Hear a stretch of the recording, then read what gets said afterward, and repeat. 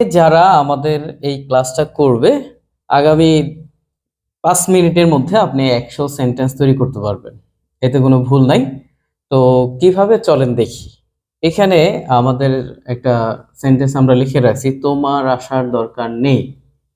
তো আমরা কি করব, তোমার মানে কি সাবজেক্ট ওয়াই ও ইউ, তোমার আসার দরকার নেই, এই টাইপের যদি কথা থাকে ইংলিশে এই জিনিসটা খুব বেশি ইম্পর্টেন্ট।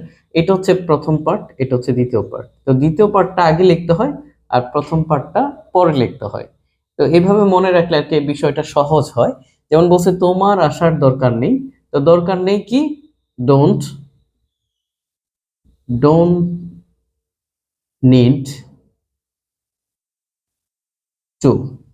তো যখনই শেষে এই কথাটা থাকবে দরকার নেই, তো আমরা লিখবো ডোন্ট নিড টু, কি, আসার।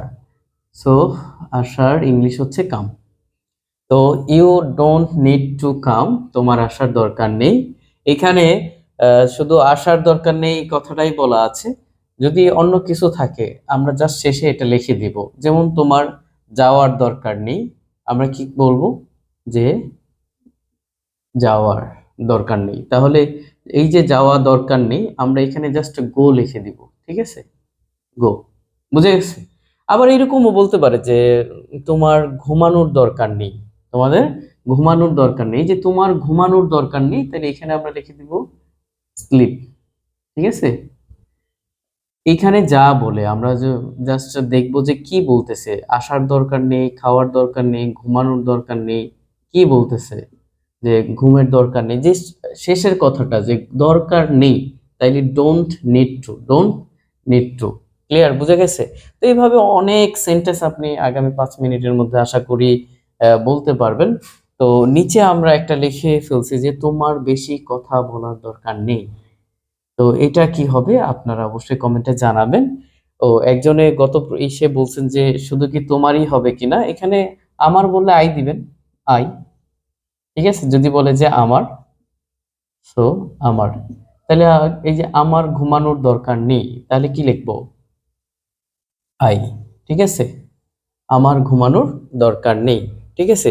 বা যদি বলে আমাদের, আমাদের কথাটা আমার নাম বলে আমাদেরও বলতে হয়, আমাদের ঘুমানোর দরকার নেই, তাহলে আমরা কি লিখবো, we don't need to sleep, we don't need to sleep.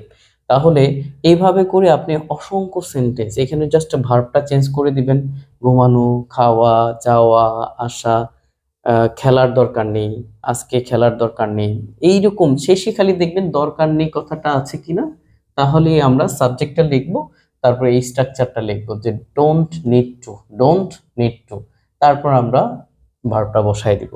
So আশা করি আপনারা এইভাবে করতে পারবেন। তো কমেন্টে জানাবেন তোমাদের বেশি কথা বলার দরকার নেই, এটা ইংলিশে কি হবে। ওকে, আল্লাহ হাফেজ।